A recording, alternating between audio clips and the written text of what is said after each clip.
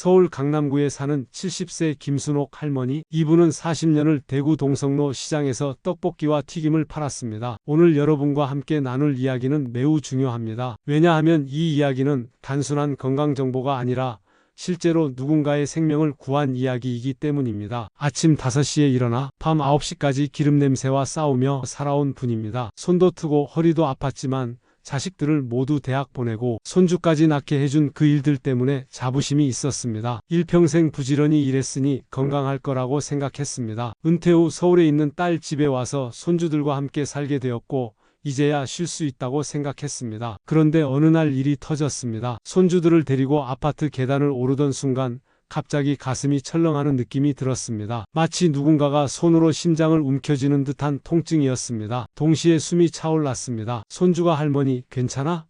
라고 물었지만 대답할 힘이 없었습니다. 나이 탓일 거라 생각하고 그냥 누웠지만 밤새 가슴이 철렁거리는 느낌이 반복되었습니다. 약사인 딸이 이를 목격하고 즉시 서울대병원으로 데려갔습니다. 응급실에서 심전도 검사를 받고 혈액 검사를 받았습니다. 그리고 나온 결과는 충격 그 자체였습니다. 의사는 조용하지만 단호한 목소리로 말했습니다. 김순옥님의 콜레스테롤 수치가 270입니다. LDL 콜레스테롤은 190입니다. 이 수치는 정상의 약 1.9배입니다. 혈관이 상당히 좁아져 있습니다. 지금 바꾸지 않으면 언제 심근경색이 올지 모릅니다. 이 말을 들었을 때 순옥님의 얼굴이 창백해졌습니다. 그렇습니다. 고지혈증이 무엇인지 정확히 이해해야 합니다. 고지혈증이란 혈액 속에 콜레스테롤과 중성지방이 정상 범위를 초과한 상태를 말합니다. 우리 몸은 정상적으로 작동하기 위해 일정량의 콜레스테롤이 필요합니다. 콜레스테롤은 세포막을 만들고 호르몬을 만들고 담즙산을 만드는 데 사용됩니다. 하지만 과다하면 문제가 됩니다. 정상적인 수치를 먼저 알아봅시다. 총 콜레스테롤의 정상 범위는 200 이하입니다. LDL 콜레스테롤은 100 이하가 정상입니다. HDL 콜레스테롤은 40 이상이 정상입니다. 중성지방은 150 이하가 정상입니다. 그런데 순옥님은 어떤 상태였는가? 총 콜레스테롤 270은 정상의 1.35배입니다. LDL 콜레스테롤 190은 정상의 1.9배입니다. 이는 매우 위험한 상태입니다. 의사가 혈관 초음파 검사를 추가로 지시했습니다. 검사 결과는 더욱 놀라웠습니다. 순옥님의 혈관 나이가 85세 수준이었던 것입니다. 실제 나이는 70세인데 혈관만 보면 85세 노인 수준으로 노화되어 있다는 뜻입니다. 즉 혈관이 정상보다 15년이나 더 늙어 있다는 의미입니다. 이게 무엇을 의미하는가? 혈관벽이 내구성을 잃었다는 뜻입니다. 혈관은 본래 탄력성이 있어야 합니다. 심장이 혈액을 펌프질할 때마다 혈관이 확장과 수축을 반복해야 합니다. 하지만 순옥님의 혈관은 경직되고 딱딱해져 있었습니다. 의학용어로 이를 동맥경화라고 부릅니다. 동맥경화란 혈관벽이 경직되고 내경이 좁아지는 현상을 말합니다. 마치 오래된 고무호스가 딱딱해지는 것처럼 혈관도 시간이 지나면서 탄력을 잃고 경화되는 것입니다. 가장 무서운 점은 무엇인가? 고지혈증은 침묵의 살인자라는 별명을 가지고 있습니다. 초기에는 아무런 증상이 없습니다. 많은 사람들이 혈액 검사를 받기 전까지 자신이 고지혈증을 가지고 있는지조차 모릅니다. 순옥님도 가슴 답답함을 느끼기 전까지는 자신이 위험한 상태인지 전혀 몰랐습니다. 하지만 혈관은 조용히 망가지고 있습니다. 혈액 속에 과다한 콜레스테롤이 혈관벽에 쌓이기 시작합니다. 처음에는 얇은 층으로 시작되지만 시간이 지나면서 점점 두꺼워집니다. 이를 플라크라고 부릅니다. 플라크가 혈관을 좁혀가면서 혈액이 흐르는 통로가 점점 작아집니다. 이러한 상태가 계속되면 어느 날 갑자기 심근경색이나 뇌졸중이 찾아올 수 있습니다. 심근경색은 심장에 가는 혈관이 완전히 막혀서 심장 근육이 괴사하는 병입니다. 뇌졸중은 뇌에 가는 혈관이 막히거나 터지는 병입니다. 두 병 모두 발병 후 5분 안에 치료가 시작되지 않으면 사망하거나 심각한 후유증을 남깁니다. 순옥님의 경우 가슴 답답함과 숨참이 바로 이러한 위험이 임박했다는 신호였습니다. 이를 협심증이라고 부릅니다. 협심증은 심장에 가는 혈관이 부분적으로 좁아져서 심장이 필요한 산소를 충분히 받지 못할 때 발생합니다. 계단을 오를 때 더 많은 산소가 필요하기 때문에 순옥님의 증상이 계단을 오를 때 나타난 것입니다. 이것이 순옥님이 깨달은 첫 번째 진실입니다. 혈관은 말이 없습니다. 조용히 망가집니다. 증상이 없다고 해서 괜찮은 것이 아닙니다. 오히려 증상이 없을 때 더 많이 망가져 있을 수 있습니다. 순옥님은 이 순간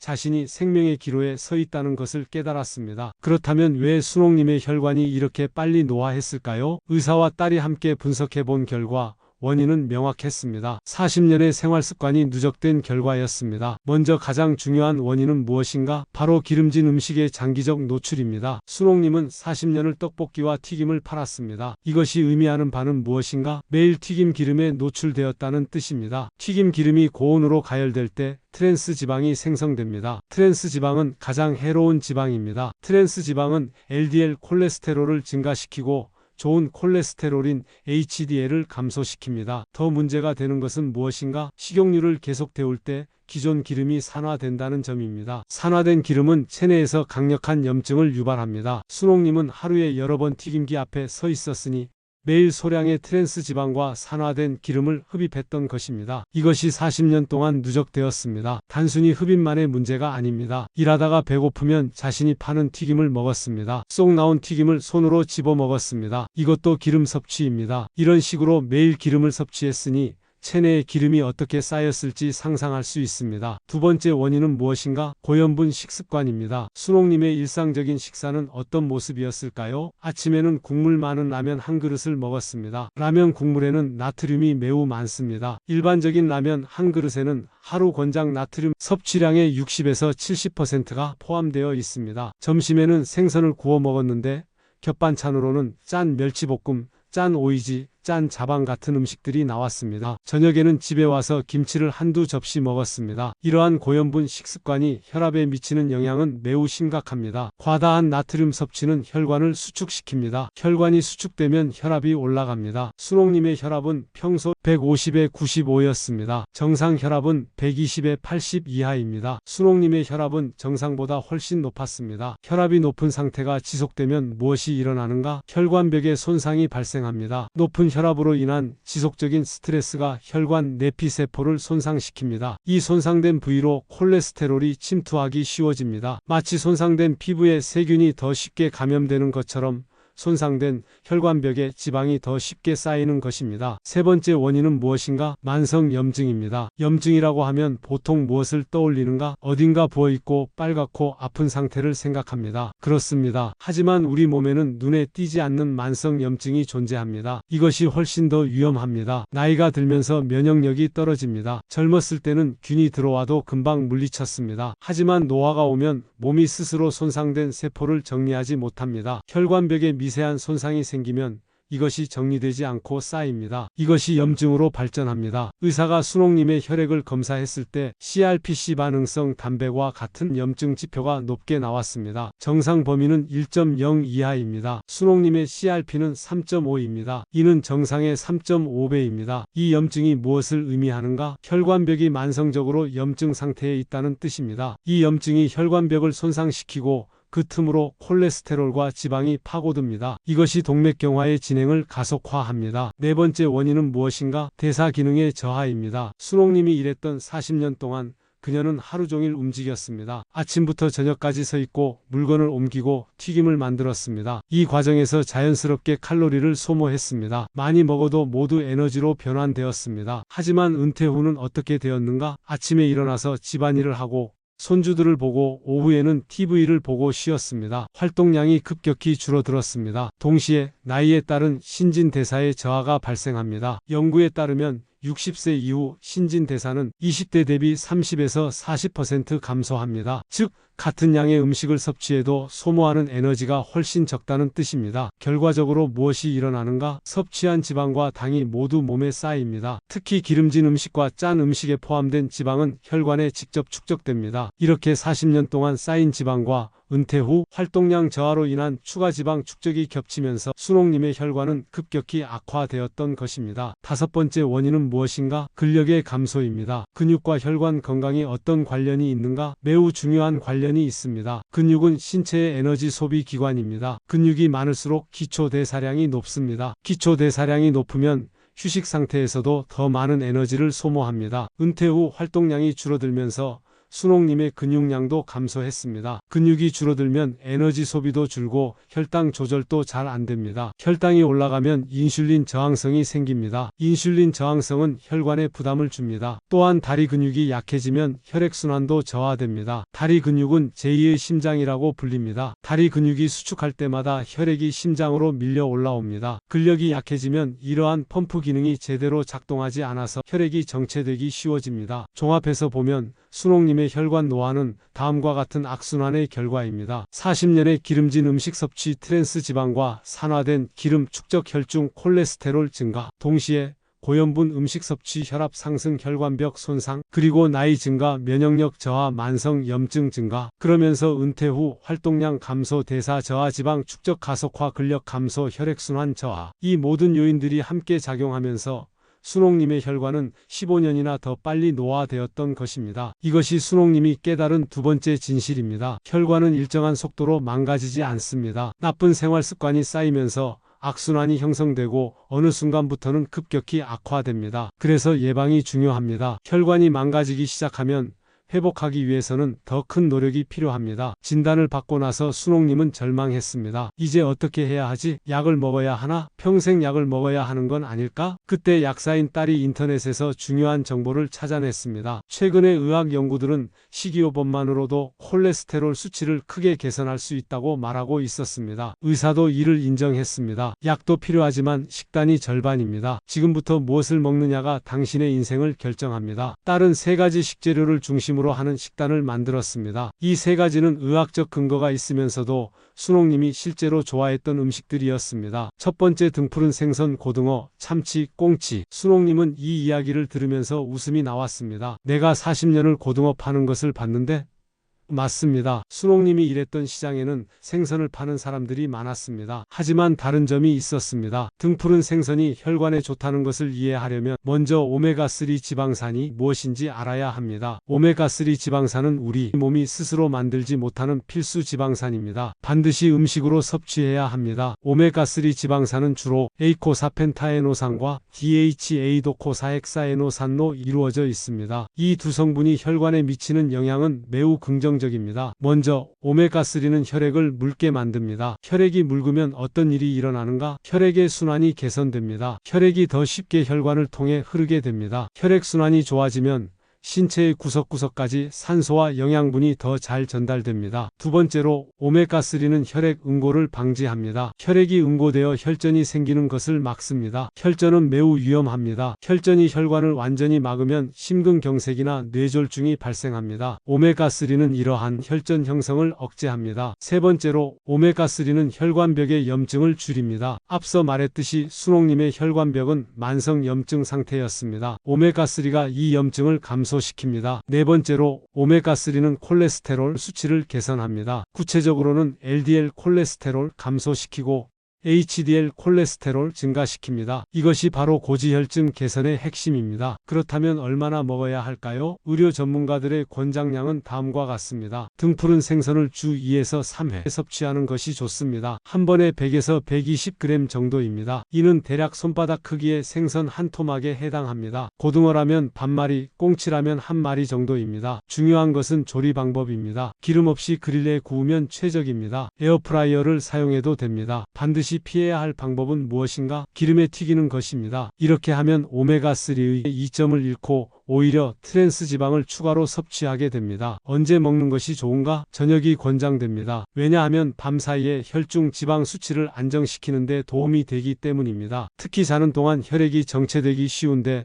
오메가3가 혈액 응고를 방지합니다. 주의할 사항이 있는가? 네, 있습니다. 염분을 너무 많이 첨가하지 말아야 합니다. 염분이 높으면 혈압이 올라갑니다. 국물이 있는 요리라면 국물을 최소화해야 합니다. 순옥님의 딸은 매주 3번 저녁에 기름 없이 구운 고등어를 상에 올렸습니다. 순옥님은 처음엔 의심했습니다. 이게 정말 병에 효과가 있을까? 하지만 4개월 뒤 그 효과는 명확히 드러났습니다. 순옥님의 중성지방 수치는 정상 범위로 내려왔습니다. 두 번째, 마늘. 순옥님의 딸은 마늘에 대해 설명했습니다. 순옥님은 웃음이 나왔습니다. 이건 할머니 때부터 먹던 것 아닌가? 맞습니다. 하지만 양이 중요합니다. 마늘을 무작정 많이 먹으면 오히려 해가 될 수 있습니다. 마늘의 유효 성분은 알리신입니다. 알리신은 마늘의 세포가 손상될 때 생성되는 유황 화합물입니다. 마늘을 자르거나 깨물 때 알리신이 생성됩니다. 알리신이 우리 몸에 미치는 영향은 매우 긍정적입니다. 먼저 알리신은 혈압을 낮춥니다. 임상 실험에 따르면 마늘을 꾸준히 섭취한 사람들은 수축기 혈압이 5에서 10 감소했습니다. 이것이 작은 수치처럼 보일 수 있지만 혈압 관리에서는 매우 의미 있는 개선입니다. 혈압이 10이 낮아지면 심장병 위험은 20%, 뇌졸중 위험은 15% 감소합니다. 두 번째로 알리신은 혈관을 부드럽게 만듭니다. 경직되고 딱딱해진 혈관의 탄력성을 회복시킵니다. 이것이 얼마나 중요한가? 혈관이 탄력적일수록 혈압 변동에 잘 대응합니다. 혈관이 경직되면 일시적인 혈압 변화에도 손상을 입습니다. 세 번째로 알리신은 항산화 작용을 합니다. 혈관의 노화를 방지합니다. 항산화 성분은 활성산소를 제거합니다. 활성산소는 세포를 손상시키고 노화를 촉진합니다. 네 번째로 알리신은 면역력을 강화합니다. 연구에 따르면 마늘을 꾸준히 섭취한 사람들은 감기에 걸릴 확률이 70% 감소했습니다. 강화된 면역력은 만성염증을 줄입니다. 그렇다면 얼마나 먹어야 할까요? 하루 권장량은 생마늘 기준으로 12쪽입니다. 또는 통마늘 기준으로 5에서 7쪽입니다. 이것이 어느 정도의 양인가? 다진 마늘으로는 약 1스푼 정도입니다. 중요한 것은 이 양을 초과하지 않는 것입니다. 너무 많은 마늘을 섭취하면 어떤 일이 일어나는가? 소화 부담이 증가합니다. 속쓰림이나 복부 팽만감이 생길 수 있습니다. 또한 마늘의 냄새 때문에 입냄새가 심해질 수 있습니다. 생마늘과 익힌 마늘 어느 것이 더 좋은가? 생마늘이 더 많은 알리신을 함유합니다. 알리신은 열에 약해서 가열되면 일부 파괴됩니다. 따라서 영양학적으로는 생마늘이 우수합니다. 하지만 생마늘이 소화에 부담이 된다면 익힌 마늘이 더 낫습니다. 섭취 시간은 언제가 좋은가? 공복에 생마늘을 섭취하는 것은 피해야 합니다. 위산이 많은 상태에서 마늘의 자극성 성분이 위벽을 자극할 수 있습니다. 식사와 함께 또는 식후에 섭취하는 것이 좋습니다. 마늘의 알리신을 최대한 활성화시키는 방법이 있는가? 있습니다. 마늘 껍질을 벗긴 후 10분 정도 방치해두면 알리신이 완전히 활성화됩니다. 그 후에 조리하면 알리신의 흡수율이 높아집니다. 어떤 음식에 곁들여 먹으면 좋은가? 순옥님의 딸은 매일 아침 된장찌개에 마늘을 듬뿍 넣었습니다. 마늘장아찌도 좋습니다. 마늘 구이도 훌륭한 방법입니다. 마늘을 구우면 자극성이 줄어들어 더 부드러워집니다. 순옥님의 딸은 처음에 마늘을 꾸준히 넣기 위해 노력했습니다. 순옥님은 처음엔 마늘 냄새 때문에 약간 거부감이 있었습니다. 하지만 2주가 지나면서 입맛이 바뀌었습니다. 마늘의 풍미를 즐기기 시작한 것입니다. 특별한 사건이 있었습니다. 6개월 후 병원 진료 때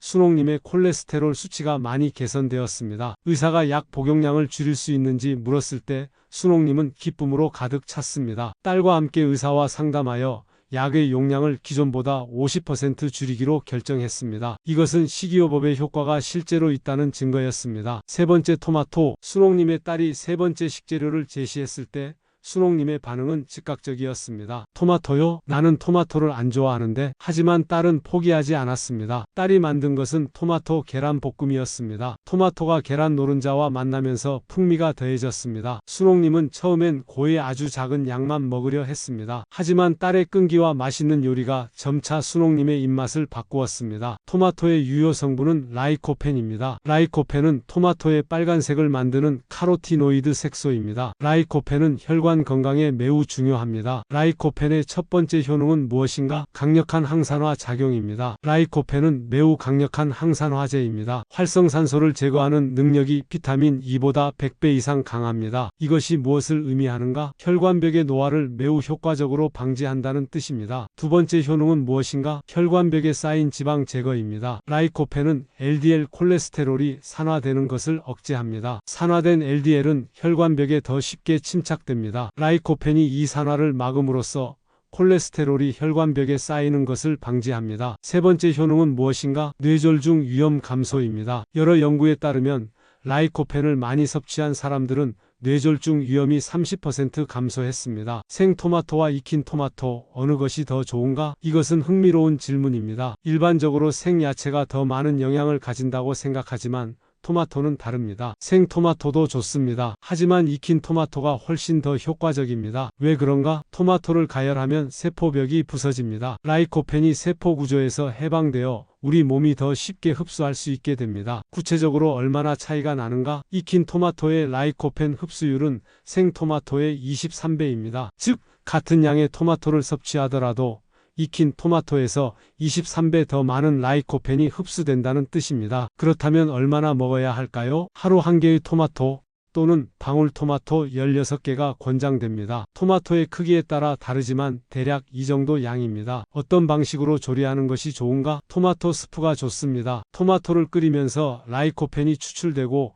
국물을 통해 라이코펜을 섭취할 수 있습니다. 토마토 소스도 좋습니다. 토마토 계란볶음도 훌륭한 방법입니다. 중요한 팁이 하나 있습니다. 토마토를 올리브유와 함께 조리하면 라이코펜의 흡수가 더 높아집니다. 왜 그런가? 라이코펜은 지용성 성분이기 때문입니다. 지용성 성분은 기름에 녹아서 더 잘 흡수됩니다. 따라서 토마토를 볶을 때 올리브유 작은 스푼을 추가하면 영양 흡수가 훨씬 높아집니다. 언제 먹는 것이 좋은가? 아침에 먹어도 좋고 저녁에 먹어도 괜찮습니다. 하지만 한 가지 주의할 사항이 있습니다. 토마토는 산도가 높습니다. 따라서 위산이 많은 상태에서 먹으면 속이 불편할 수 있습니다. 공복에 토마토를 많이 먹지 않는 것이 좋습니다. 간단한 간식을 먹은 후에 섭취하는 것이 낫습니다. 순옥님의 경험을 보면 처음엔 거부감이 있던 토마토도 꾸준히 먹으면 입맛이 바뀐다는 것을 알 수 있습니다. 딸이 매일 토마토 계란볶음을 만들어줬을 때 처음엔 한두 숟갈만 먹던 순옥님이 나중에는 한 그릇 전체를 먹게 되었습니다. 이 세 가지 식재료의 공통점은 무엇인가? 모두 자연식품이라는 점입니다. 첨가물이 없고 우리 몸이 수백 년 동안 섭취해온 음식입니다. 그리고 모두 의학적 근거가 있습니다. 임상실험에서 증명된 효능을 가지고 있습니다. 의사가 순옥님에게 말했습니다. 약도 중요하지만 생활습관이 더 중요합니다. 식단도 중요하고 운동도 중요합니다. 순옥님은 의아해했습니다. 운동을요? 나는 나이가 많은데? 의사는 웃으며 대답했습니다. 순옥님, 나이는 핑계가 아닙니다. 오히려 나이가 들수록 생활습관 개선의 효과가 더 크게 나타납니다. 첫 번째, 걷기 30분 매일. 걷기가 혈관에 미치는 영향을 이해하려면 근육과 혈액순환의 관계를 알아야 합니다. 우리가 걸을 때 무엇이 일어나는가? 다리의 근육이 수축합니다. 다리는 인체에서 가장 큰 근육 집단입니다. 다리에는 많은 혈관이 분포하고 있습니다. 다리 근육이 수축할 때마다 이 근육들이 혈관을 압박합니다. 이 압박이 혈액을 심장 쪽으로 밀어 올립니다. 이것이 무엇을 의미하는가? 다리가 제2의 심장 역할을 한다는 뜻입니다. 심장이 혈액을 아래로 보낼 때 다리 근육이 그 혈액을 다시 위로 올려보냅니다. 이것이 효율적인 혈액순환을 만듭니다. 나이가 들면서 다리 근육이 약해지면 어떤 일이 일어나는가? 혈액을 올려보내는 펌프 기능이 약해집니다. 혈액이 정체되기 쉬워집니다. 혈액이 정체되면 혈전이 생기기 쉽습니다. 이것이 심각한 상황입니다. 그렇다면 얼마나 걸어야 할까요? 전 세계보건기구와 미국 심장학회의 권장사항은 일치합니다. 주 5일 이상 하루 30분 이상 걷기를 권장합니다. 일주일에 총 150분 이상의 걷기입니다. 중요한 것은 걷기의 강도입니다. 너무 느리게 걸으면 효과가 떨어집니다. 너무 빠르게 걸으면 관절에 무리가 갑니다. 적절한 강도는 무엇인가? 옆 사람과 대화가 가능한 정도입니다. 숨이 약간 차지만 말은 할 수 있는 상태입니다. 최적의 걷기 시간은 언제인가? 식후 한두 시간이 가장 좋습니다. 왜 그런가? 식후에 혈당이 올라갑니다. 이 시간에 운동을 하면 혈당이 근육으로 흡수되어 혈당 급상승을 방지할 수 있습니다. 또한 소화가 더 잘 진행됩니다. 얼마 동안 이 운동을 계속해야 효과가 나타나는가? 개인차가 있지만 대략적인 기준이 있습니다. 3주 후부터 혈당 개선이 시작됩니다. 3개월 후부터 LDL 콜레스테롤이 눈에 띄게 감소합니다. 혈압 개선도 3개월 정도면 명확히 나타납니다. 순옥님의 경험을 보면 어떻게 되었는가? 처음엔 500m를 걷기도 힘들었습니다. 가슴이 철렁거렸습니다. 다리도 무거웠습니다. 하지만 딸과 손주들이 함께 했습니다. 처음엔 아파트 주변 한 바퀴가 목표였습니다. 일주일 후엔 한강공원까지 걷기 시작했습니다. 2주 후엔 1km를 쉽게 걸었습니다. 4주 후엔 2km를 걸을 수 있었습니다. 이 과정에서 무엇이 일어났는가? 다리 근육이 강화되었습니다. 혈액순환이 개선되었습니다. 심장의 효율성이 높아졌습니다. 가장 중요한 것은 심리적 변화였습니다. 할 수 있다는 자신감이 생겼습니다. 두 번째, 수분 섭취. 하루 1.5리터. 물이 혈관 건강에 왜 이렇게 중요한가? 혈액의 90%가 물입니다. 혈액은 물을 기본으로 하고 있습니다. 물이 부족하면 어떤 일이 일어나는가? 혈액의 수분 함량이 줄어듭니다. 혈액이 농축됩니다. 농축된 혈액은 어떤 특성을 가지는가? 점도가 높아집니다. 즉, 더 끈기 있고 흐르기 어려워집니다. 이렇게 되면 혈액이 혈관을 통과하기 더 어려워집니다. 혈액이 정체되기 쉬워집니다. 또한 물이 부족하면 혈중 물질의 농도가 높아집니다. 콜레스테롤,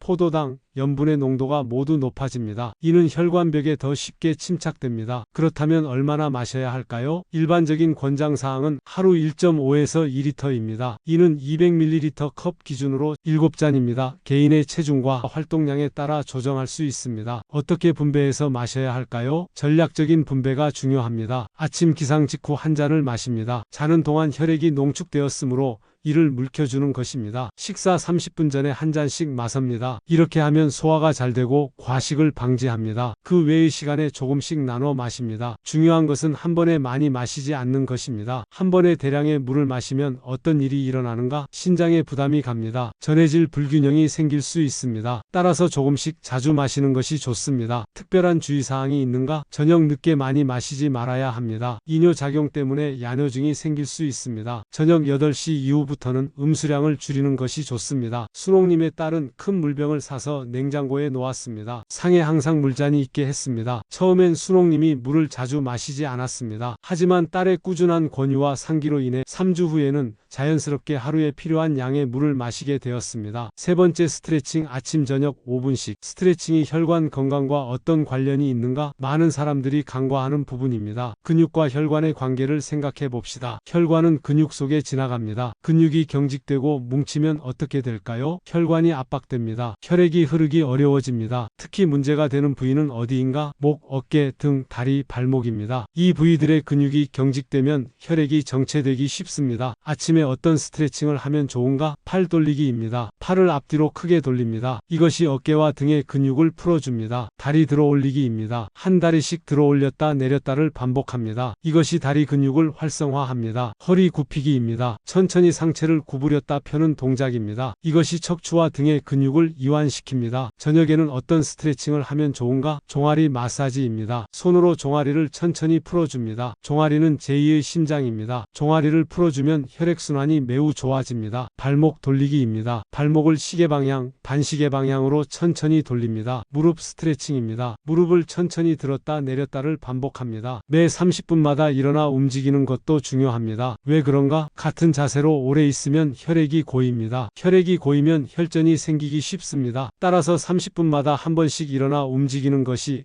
혈전 방지의 가장 간단한 방법입니다. 순옥님의 경우 처음엔 스트레칭을 힘들어 했습니다. 몸이 뻣뻣했기 때문입니다. 하지만 일주일이 지나면서 조금씩 유연해졌습니다. 2주 후에는 스트레칭이 편해졌습니다. 3주 후에는 자연스럽게 아침 저녁으로 스트레칭을 하게 되었습니다. 네 번째 수면 매일 7시간 이상. 수면이 혈관에 미치는 영향을 이해하려면 수면 중에 우리 몸에서 일어나는 변화를 알아야 합니다. 깊은 수면 상태일 때 우리 몸은 여러 가지 중요한 일을 합니다. 첫째, 혈압이 자동으로 조절됩니다. 낮 동안 높았던 혈압이 수면 중 낮아집니다. 이를 혈압 디핑이라고 부릅니다. 건강한 사람의 야간 혈압은 낮 시간보다 10에서 20% 낮아져야 합니다. 이 현상이 없으면 고혈압 위험이 높아집니다. 둘째, 염증이 감소합니다. 우리 몸은 수면 중에 염증 반응을 억제하는 호르몬을 분비합니다. 충분한 수면을 취한 사람은 CRP 염증 지표가 낮습니다. 셋째, 호르몬이 정상화됩니다. 스트레스 호르몬인 코르티솔이 감소합니다. 혈당 조절 호르몬인 인슐린이 정상화됩니다. 넷째, 혈관 내피세포가 재생됩니다. 혈관 내피는 혈관의 가장 안쪽 층입니다. 이 층이 건강해야 혈관이 건강합니다. 수면 중에 이 세포들이 재생되고 복구됩니다. 그렇다면 얼마나 자야 할까요? 권장 수면 시간은 7시간 이상입니다. 65세 이상의 노인은 7에서 8시간이 권장됩니다. 중요한 것은 규칙성입니다. 매일 같은 시간에 자고 같은 시간에 일어나야 합니다. 예를 들어